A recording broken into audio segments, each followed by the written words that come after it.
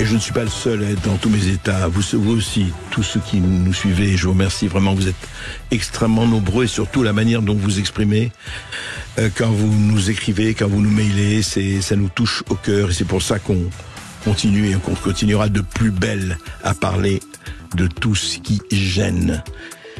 Nous sommes avec le docteur David Bouillon, nous sommes avec Maryse, ils sont venus spécialement de Belgique pour nous voir en studio et pour être avec nous et pour parler de quoi? Pour parler de la maltraitance invisible, surtout de ce qui est en train de se passer sous le manteau et on le voit sous ses formes les plus terribles que la pédocriminalité par exemple, mais il n'y a pas que ça, il y a beaucoup de choses. On en parle tout de suite. Sud Radio André Berkoff. Berkoff dans tous ses états, ça balance pas mal sur Sud Radio. Les vieux ne parlent plus, ou alors seulement parfois du bout des yeux. Même riche. André Berkoff reçoit aujourd'hui le médecin belge David Bouillon pour son documentaire Serment d'Hippocrate et Dignité qui parle de la maltraitance invisible. Oui, bonjour David Bouillon, bonjour Maryse. Bonjour Monsieur Berkoff, bonjour Sud Radio.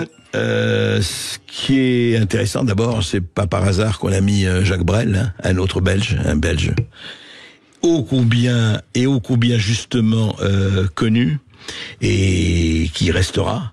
Alors vous êtes médecin généraliste, David Bouillon, déjà on vous a déjà reçu toujours avec plaisir. Vous avez créé en 2018 la Fondation Lagardère pour aide, soins et protection de la personne âgée.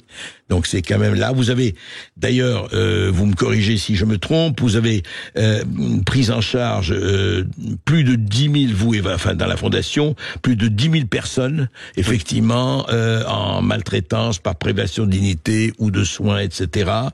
Protocole de prise en charge, voilà. Et vous venez de réaliser avec le réalisateur Gilles Briac un documentaire qui s'appelle Serment d'Hippocrate et Dignité sur cette maltraitance, surtout chez les personnes âgées, mais pas seulement, on va aussi en parler, évidemment, avec Maryse.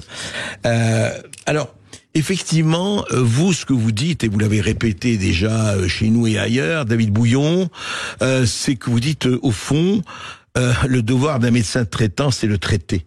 Et le devoir d'un médecin traitant, quand il y a eu toute cette histoire, on va pas revenir sur le Covid et la vaccination, mais c'est surtout d'être là quand il y a maltraitance. Mais comment vous définissez cette maltraitance? Surtout, vous dites la maltraitance invisible. C'est quoi exactement? Eh ben, c'est une très bonne question. La maltraitance invisible, cela veut dire que il y a des personnes âgées, mais il y a aussi des enfants, il y a aussi des femmes battues, mais il y a des personnes âgées qui vivent leur souffrance, leur mal-être, une certaine violence, une privation de soins, une privation de confort, une privation de logement. Donc des moments où il y a cette dignité qui est oubliée, qui est méprisée, mais ces personnes n'ont pas d'aide immédiate. Et donc ça veut dire qu'ils restent seuls face à leur souffrance et il faut se démener pour essayer d'avoir de la protection. Alors quand je dis invisible, c'est grave ce que je dis, puisque c'est une maltraitance invisible par les autorités politiques, par les autorités judiciaires et par l'ordre des médecins. Pourquoi je dis c'est grave? Parce que ces personnes qui sont victimes de maltraitance ne sont pas écoutées, pas entendues par ces élus politiques, par les institutions qui sont censées les aider en temps et en heure. Et donc, évidemment, s'ils ne sont pas entendus, ils ne sont pas écoutés, mais ils sont alors encore moins aidés, encore moins soignés, mais surtout encore moins protégés et sauvés. Alors, évidemment, cette maltraitance dans les maisons de repos, donc dans les EHPAD en France, cette maltraitance qu'on a connue pendant cette crise sanitaire, où on a obligé les personnes âgées à rester chez elles avec du paracétamol devant une pneumonie, devant une septicémie. De pas pouvoir leur famille, de pas pouvoir qui que ce soit, pas avoir leur famille, mais surtout leurs petits-enfants, et on leur a même interdit en Belgique d'aller à l'hôpital face à cette Covid avec complications. Et en France, on les a même euthanasiés entre guillemets avec ce Rivotril. Et donc, alors que une personne âgée Et ça, c'est pour ça que le titre, il est puissant, parce que c'est le serment d'Hippocrate, c'est le serment des médecins, de l'ensemble des médecins. Qui est devenu assez souvent un serment d'Hypocrite pendant un certain temps. Exactement, puisque dans ce serment, on parle de la dignité humaine, on parle du droit à la vie, on parle de la souffrance, on parle qu'il faut soigner tout le monde, qu'on soit jeune ou âgé, ou qu'on soit de race ou de communauté ou de religion différente. Si le serment était respecté, même sous la contrainte de l'État et d'autres, je vais dire, autorités, il faut s'occuper de la dignité et de la vie. Alors, c'est quand même, Monsieur Berkoff, c'est quand même deux mots importants. Ça fait partie de la charte des droits fondamentaux. La dignité humaine et le droit à la vie, c'est important. Alors, David Bouillon, je rappelle, je voudrais savoir, parce que vous avez été suspendu pour 9 mois par l'ordre des médecins. Oui. Vous avez été réintégré, vous exercez absolument votre activité de façon tout à fait légale, etc. Ça a été fait. Alors, je voudrais juste savoir sous quelle raison vous avez suspendu. Alors, donc, évidemment, on doit savoir que quand on dérange, donc quand on essaye de soigner d'une manière traditionnelle, le médecin, la seule façon d'arrêter un médecin, c'est de porter plainte devant l'ordre des médecins. En Belgique, en Belgique. Passé, oui, et donc, ça veut dire que j'ai subi un ensemble impressionnant de dénonciations calomnieuses.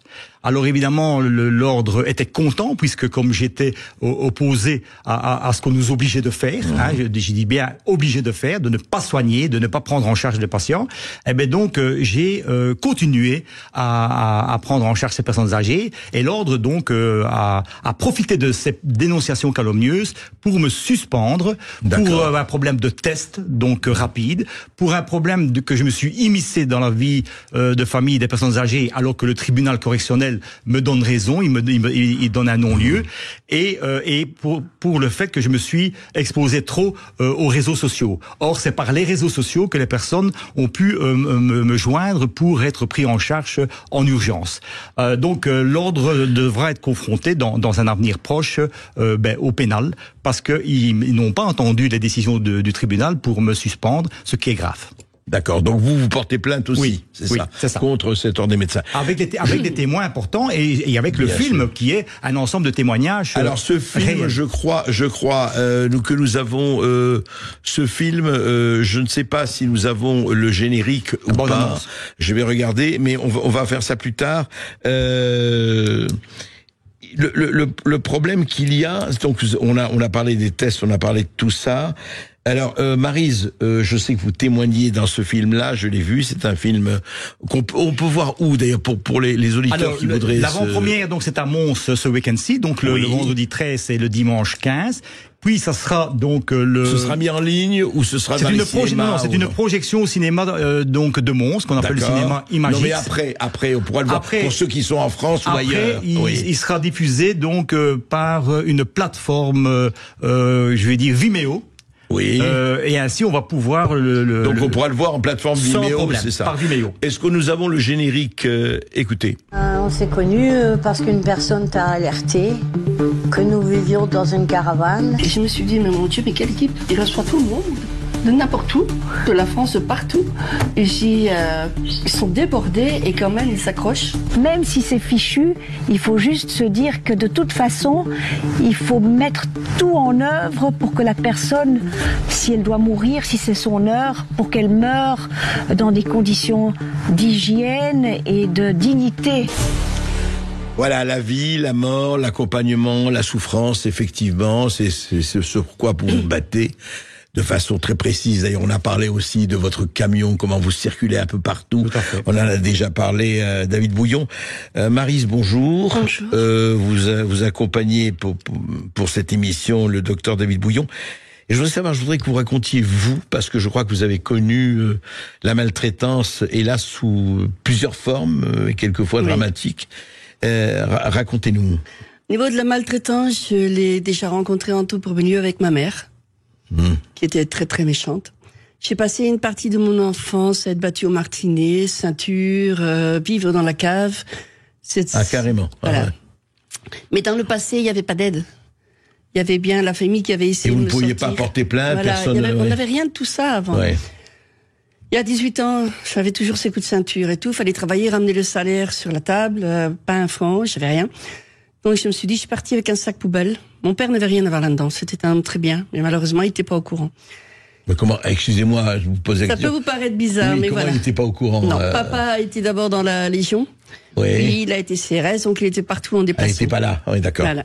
D'accord. Et je suis l'enfant du milieu. On va appeler ça l'enfant du milieu. Ma mère a eu 2 enfants avec un autre homme. Et moi, l'enfant du milieu, celui qui est venu au monde et que malheureusement, ma mère Il ne voulait aimait pas. la belle vie, courait à droite, à gauche. Mais bon, d'accord. toutes ces choses-là, enfin, c'est son passé, c'est son problème. Mais du coup, moi, j'ai pas été acceptée. Voilà. D'accord. J'étais, comme elle disait, le bâtard de la famille, alors que moi et ma sœur, on était du même père. Ouais. Et on imagine c'est un peu ce que vous avez Donc dû à 18 subir. ans, je suis partie avec Oui. un sac poubelle, Oui. ma carte d'identité, sans rien dire. Et j'ai jamais parlé à mon père. Jamais. Il ne l'a su que quand je suis revenue 10 ans plus tard qu'il allait mourir d'un cancer. Il a pleuré parce qu'il m'a dit, moi qui étais dans ces métiers difficiles, je n'ai jamais rien vu. Parce qu'il était très pudique, donc il n'aurait jamais rentré dans la salle de bain de sa fille. Et je ne disais rien. Je comprends. J'avais une sœur, j'avais un frère, il disait rien. Et en quelque part, Le il s'est seul protégé. frère ne parlait pas. Était oui, la il était seule, voilà. protégé. Ouais, c'est J'ai ça. accepté les coups, comme ça, les autres ne les avaient pas. Et juste pour ça, au niveau des voisins, au niveau, il n'y avait pas de... Dans ce temps-là, bon, les petites personnes, c'était un petit village, on était descendus dans les villages. Ils savaient, ils avaient essayé d'aider, mais ma mère arrivait toujours à contourner. Et il n'y avait pas d'assistante sociale, il n'y avait Là, pas il n'y tout avait cela, pas il y avait personne tout pour ça. appeler au secours. Bien sûr. C'est ça qui était très, très difficile. Et ensuite, alors, vous avez... Je suis partie. J'ai vécu longtemps à la Belle Étoile, comme on dit. J'ai travaillé. Puis j'ai rencontré un monsieur. Là, c'était l'alcool qui prenait le dessus. J'ai dit, c'est pas possible, ça n'a pas recommencé. Je suis partie avec un enfant. 10 ans après, donc, si vous imaginez la peur de me refaire ma vie, je rencontre un homme qui, lui, m'a rendu invalide. J'ai été battue pendant 8 ans. Terrible. Là, c'était en Belgique. J'ai été battue pendant 8 ans. J'ai 51 opérations parce qu'il a fallu me reconstruire. Je marche avec des électrodes dans la colonne vertébrale. J'ai été opérée 5 fois. Il a fallu beaucoup de constructions à refaire sur mon corps. Mais je me suis toujours battue. Oui, Et c'est... voilà. Et j'imagine le courage qu'il faut pour ça. Il y a ouais. eu l'histoire du Covid. Oui. Et là, dès le début, ma fille étant enceinte, ma plus jeune, je me suis dit, bon, on prend pas de risque. On avait entendu parler du docteur Bouillon, c'était le seul dans les environs, parce que quand on parlait à nos médecins, il y a rien à faire. Vous verrez bien quand ça arrive. Bon. Moi, j'ai dit, écoute, t'es enceinte, on prend pas de risque. Je voulais savoir. Vous étiez J'en avais- enceinte à Donc, ce moment-là? Vous allez le voir, il faisait déjà les tests. Votre fille était enceinte à ce moment-là? Oui, C'est ça? ma plus jeune. Donc lui, il faisait déjà les tests, et par sécurité, je voulais savoir qu'est-ce que je dois faire pour m'y préparer. Bien sûr. Donc j'étais même pas contre quoi que ce soit, je voulais m'y préparer et préparer tout le monde. Donc, je l'ai rencontré, il faisait déjà les tests. Donc on a fait toute la famille les tests. Je lui ai demandé qu'est-ce qu'on devait faire pour se protéger. Il nous a parlé du masque, il nous a parlé d'éviter les contacts avec trop de personnes. Il nous a vraiment bien dirigés. C'était en 2020? C'était Oui, le début 2020, oui. C'était 2020, c'est ça. Et là, quelques jours après, je commence à tousser, j'appelle mon médecin, mais j'ai dit à ma fille, écoute, quand on écoutait tout ce qu'on disait du Covid, j'ai l'odorat, j'ai l'odeur, c'est pas une toux continuelle, je faisais toujours Je tenais ma poitrine, ça faisait mal. J'appelle le médecin, vous restez à la maison, c'est le Covid, et puis Et vous prenez du attendrez Doliprane quelques et jours, puis on tout va verra. bien. Ouais. Rien. Puis je me suis rappelé de David, le lendemain je l'appelle, il sent que ça va pas à ma voix. Il me dit, qu'est-ce qui se passe? Ben, je dis, écoutez, je suis quand même venu il y a même pas 8 jours chez vous faire le test. Là, il m'arrive ça. Il me dit, est-ce que tu es capable d'encore arriver jusque chez nous? Il y avait 1 heure de route à Mons avec ta voiture. Je dis, oui, je vais le faire parce que je me sentais pas bien. Il fallait que je le fasse. Ma fille voulait m'accompagner. Elle disait, tu m'accompagnes pas parce que je sais pas ce qui va se passer. Au cas où j'aurais fait un accident, si je m'en étais rendu compte, j'aurais plutôt été dans un mur que de... J'ai dit, non, je pars seule. Donc, je suis partie seule. Je suis arrivée là-bas. Ils refont le test. Rien. Et là, malheureusement, quand il a mis les paramètres, c'était tout à fait autre chose. Ça fait que je suis restée, j'avais une valise d'instinct dans ma voiture, je sentais que ça n'allait pas. Et le reste, je vous laisse. Alors c'était vous quoi? l'expliquer. C'était quoi? En réalité, elle avait un rythme cardiaque à plus de 200 de pulsations. Et il y avait quelque chose qui n'allait pas. Elle était au bord de la perte de connaissance. On sentait qu'elle partait. On sentait qu'elle partait. Donc j'ai appelé le 112 tout de suite, 112 parce que je disais là il y a une urgence. Le 112 est venu et puis ils ont fait des examens en urgence et scanner plus radio plus l'ensemble des examens montrent que c'était un cancer entre les 2 poumons. De cet hôpital de Mons avec ce diagnostic terrible de cancer, elle s'est dirigée vers Bruxelles où elle a été opérée en urgence de ce cancer. D'abord Erasme. Et personne n'avait rien vu, en fait. Non, personne. Personne. Et donc, c'est terrible parce que ce cancer, ça fait quand même 2020, donc ça fait quand même 4 ans. 4 ans, elle est sauvée. Entre guillemets, elle est sauvée. Et d'autres cas, malheureusement, qui sont dans le film aussi, où là, après 8 mois, c'était un cancer du pancréas et les métastases étaient là et ce monsieur est décédé. Donc voilà, donc ce Covid a mis une impossibilité à émettre des diagnostics sur des maladies très graves. Et donc voilà pourquoi ce film est extrêmement important. C'est-à-dire que ce que vous dites, David Bouillon, c'est qu'au fond, pendant quelques mois, voire plus que ça, les médecins, des généralistes et autres, n'ont pas pu exercer ou pas voulu exercer leur métier. Tout à fait. C'est-à-dire qu'il y a des gens on ne savait pas ce qu'ils avaient, et puis on leur disait restez chez vous. Non. Des moments où on entendait quelqu'un tousser, on mettait tout de suite le diagnostic par téléphone ici, donc par téléphone de Covid, sans faire un examen, sans faire de prise de sang. Systématiquement. L'histoire de Marie. Parce qu'ils vous ont dit tout de suite Covid. Oui, je pouvais même pas me présenter devant lui. Il voulait même pas que je vienne à son bureau. Un refus. Vous lui dites, attendez, vous appelez le médecin, vous lui dites ça va pas, je tousse et tout ça, et vous disiez quoi? C'était sa secrétaire, elle m'a répondu, non, il faut rester à la maison, vous rappellerez dans quelques jours, parce qu'il y avait si ça va pas mieux. Uniquement de la toux. D'accord. Donc je dis ok.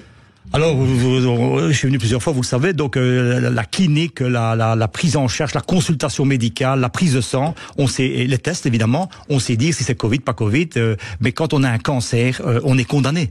Donc ici, elle a eu une chance phénoménale, c'est qu'elle a été opérée tout de suite de son cancer, mais d'autres personnes n'ont pas eu cette chance-là et ils sont décédés de ce cancer avec métastase. Alors c'est un cancer très rare et très rapide. Et c'est vraiment, je suis passée par une petite porte. Vous avez, c'est pas une rémission, ils pensent que vous êtes sorti Non, pour d'affaire. l'instant, je suis quand même toujours suivie. Ça fait 4 ans et je reste positif. C'est bon. Et on continue. Écoutez, tant mieux. Et on espère vraiment que voilà, c'est une vraie sortie. Et c'est pour ça que vous avez fait ce film un peu pour tout cela. Oui, parce que nous ne sommes qu'à la moitié donc de ce que je voulais faire. Parce que même l'autre moitié, c'est que il y a le code pénal qui est là. Donc il y a des dénonciations maintenant judiciaires auprès du procureur du roi pour toutes ces privations de soins, toute cette non-assistance à personne en danger, tout cet abus de faiblesse envers des personnes vulnérables, parce que vous comprenez bien qu'un serment d'Hippocrate ou un serment des médecins et qu'on dit aux patients restez chez vous sans avoir examiné le patient, ça veut dire qu'il y a une responsabilité terrible d'un mauvais diagnostic et du décès, homicide involontaire. Donc j'ai déposé plusieurs dénonciations. Voilà pourquoi l'ordre des médecins sera au pénal aussi, parce que toutes les personnes qui sont dans le film, qui normalement devraient avoir dû être aidées et protégées, qui témoignent à visage découvert, ils témoignent avec force, avec courage, jusqu'à maintenant même un monsieur de 100 ans à qui on lui a dit tu as la Covid, tu vas mourir, préparer l'enterrement à la famille. Alors que c'était une pneumonie, septicémie, j'ai pris mon camion, j'ai été à Bruxelles et il a eu des antibiotiques en intraveineux. L'antibiotique en intraveineux, extrêmement rare en Belgique, à domicile. Donc, alors que c'est légal et qu'on peut le faire. C'est-à-dire vous alliez traiter chez lui le patient. Tout à fait. Et puis je mettais des infirmières à domicile, parce que Mons-Bruxelles, ça fait quand même 70 km. Et donc, ce protocole qui a été maintenant constaté par un huissier de justice, c'est 10 000 patients qui ont été constatés par un huissier de justice, mais ni les autorités politiques, ni les autorités judiciaires ne m'ont entendu. Or, le monsieur à qui j'ai fait une dénonciation judiciaire de 8 mois de supplication pour faire son échographie pour des douleurs abdominales, j'ai déposé cette dénonciation judiciaire en janvier 2024. Nous sommes au mois de septembre 2024 et la famille n'a toujours pas été entendue de cet homicide involontaire. Ce monsieur est mort? Ce monsieur est décédé. C'est décédé d'un cancer qui a été diagnostiqué après 8-9 mois, donc trop tardivement. Donc ça veut dire que la justice ne prend pas une vitesse exponentielle devant une maltraitance où les personnes ont besoin d'aide et de protection. Marie, ça a été balancé plusieurs fois dans des armoires, et quand elle vous dit qu'elle a eu plus de 40 opérations, qu'elle a perdu presque l'usage de son audition à cause des coups, où va-t-on? Alors cette maltraitance invisible, elle doit être dénoncée auprès des autorités, et les autorités doivent réagir tout de suite, et ce n'est pas le cas. Ce n'est pas le cas. Donc ce film servira aussi pour les autorités judiciaires, parce que ces témoignages sont puissants. Il y a aussi la perte d'autonomie par rapport aux administrations de biens. C'est vrai, ce qui est docteur grave. Bouillon, et c'est-à-dire que c'est valable d'ailleurs en Belgique, en France et ailleurs. Ce qui est hallucinant, c'est qu'il y a des choses comme ça, de maltraitance terrifiante, et il n'y a pas de réaction, ou alors des réactions qui se font attendre pendant X temps, et en attendant, la personne peut mourir ou avoir ce qu'elle a eu. Et c'est formidable, Maryse Coucy, survécu Oui, avec surtout votre que courage, je suis etc. française et que la maltraitance enfantine s'est bien passée sur le territoire français. Ben, bien Ça, sûr, le film ouais, 2, ouais, ça. c'est Et ça, j'en ai ouais. pris la fuite de mon propre pays pour pouvoir vivre Ah oui, vous loin êtes de cette française, femme. oui, Ouais. ouais, je comprends. Ce sera le film 2, ça, la maltraitance des enfants. Des enfants, oui, et c'est vrai de quoi dire. En tout cas, David Bouillon, donc je rappelle parce que c'est important. Donc ce film va être présenté la semaine prochaine en Belgique à Mons. Cette semaine-ci. Cette semaine, ah oui, pardon, ce vendredi-ci. À Mons. Mais ce qui m'intéresse pour tous nos auditeurs, et ils sont très nombreux, ils pourront voir ça sur Vimeo, sur la plateforme Vimeo, Vimeo, c'est bien ça. C'est ça. À partir de quand? À partir de début octobre, mais je suis en pourparlers maintenant avec une dame de Paris pour pouvoir diffuser le film aussi en France. Dans les cinémas. À Paris Également. Pardon? À Paris. Dans les cinémas. Ouais. C'est ça. Dans Ah, une très bien. projection, dans une salle à Paris. Vous nous direz, quand si. Oui, parce que ce serment d'Hippocrate, je pense que beaucoup de soignants, de médecins devraient le lire, parce que c'est quand même, cette dignité humaine, c'est quand même des mots forts, hein, c'est les droits universels, des droits de l'homme, hein, donc Et c'est vous, quand même. continuez votre combat. Ah oui, jusqu'au David bout, Bouillon. jusqu'au bout, et jusqu'à aller aussi dans un mouvement citoyen dignité pour les prochaines élections d'octobre. Donc je vais jusqu'au bout sur mon dignité. Alors vous allez vous présenter? Ma compagne va se présenter à Mons avec un projet unique qui est la dignité humaine, qui est une démission d'un élu politique, parce qu'ils l'ont oublié. Donc il faut leur rappeler que la dignité humaine, elle est partout. Elle est chez les journalistes, elle est chez les avocats, chez les magistrats et chez donc les soignants. On l'a oublié, cette dignité humaine. Et vous dites, en fait, c'est pas ça, c'est soigner, hein. Occupez-vous des gens, ne les laissez pas tomber, ne laissez pas faire semblant qu'il se passe rien. C'est-à-dire que la dignité humaine, quand elle est méprisée, on touche à l'harcèlement, on touche à la privation de soins, on touche à tout ce qui est maltraitance de l'enfant, de la personne, l'épouse qu'elle a été battue. Et donc, des moments où on est en mal-être, des moments où on est en maltraitance, la dignité n'est plus là. Et Maryse, pour vous continuerez. Moi, je continuez à vous m'engage battre aussi dans le même combat que le docteur. Demain, parce que je lui dois la vie. Et la vie, on n'en a qu'une. Et je pourrai jamais lui dire assez merci. Et aussi en mémoire de mon père, parce qu'il a quand même été garde privée du général de Gaulle, quand il était CRS, et mon père m'avait toujours enseigné il a travaillé aussi pour Nord-Matin, dit que il savait tout ce qui allait se passer. Mais il nous en parlait un peu. Et il me disait comme ça, j'espère que tu resteras comme le restant de la famille, que tu feras partie de notre génération qui défendra ses droits. Défendre ses droits, c'est peut-être le mot d'ordre le plus important pour nous tous. Je voudrais remercier aussi Monsieur Berkoff, le réalisateur, hein, donc Gilles Bréac. D'accord. Parce que c'était un homme non seulement qui m'a permis de faire ce film, mais c'était un homme de cœur qui a aussi eu plusieurs hôpitaux à chercher pour un problème médical grave. Et donc, quand il a entendu les témoignages, c'est émouvant, c'est poignant, parce que ce n'est qu'un film de 2 heures, mais nous avons des heures et des heures de témoignages. J'imagine. C'est énorme. Merci Gilles. Eh bien, en tout cas, merci à vous, merci Maryse pour votre témoignage, c'est important, et merci au docteur David Bouillon. Merci. Et nous suivrons cela, comme vous le savez, ce sont des combats qui non seulement qui nous interpellent, mais qui nous obligent, je dirais.